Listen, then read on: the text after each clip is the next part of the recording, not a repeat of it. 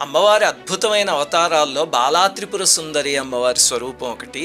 ఈరోజు ఆ స్వరూపం గురించి చెప్పుకుందాం. భండాసురుడు అనే రాక్షసుడిని నాశనం చేయడానికి లలితమ్మవారు తనలోంచి ఎన్నో దేవతా శక్తుల్ని సృష్టించారు. ఎందుకంటే అప్పటిదాకా ఉన్న దేవతలు ఎవరో భండాసురుడిని నాశనం చేయలేరు. అందుకే అమ్మవారు తనలోంచి ఒక సృష్టి చేశారు. ఆవిడ బుద్ధి నుంచి శ్యామలాదేవి, నేను అనే ప్రజ్ఞ నుంచి వారాహీదేవి పుడితే అమ్మవారి హృదయం నుంచి బాలాత్రిపుర సుందరీదేవి పుట్టింది.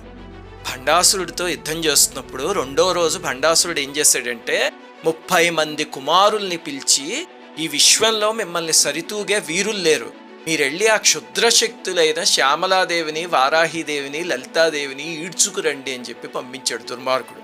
వాళ్ళేం చేశారు, 200 అక్షౌహిణుల సైన్యంతో యుద్ధానికి వచ్చారు. భండపుత్రులు వచ్చారు కదా అని లలితమ్మవారు యుద్ధానికి వెళ్ళబోతుంటే బాలాత్రిపుర సుందరీదేవి 9 ఏళ్ల వయస్సు చిన్న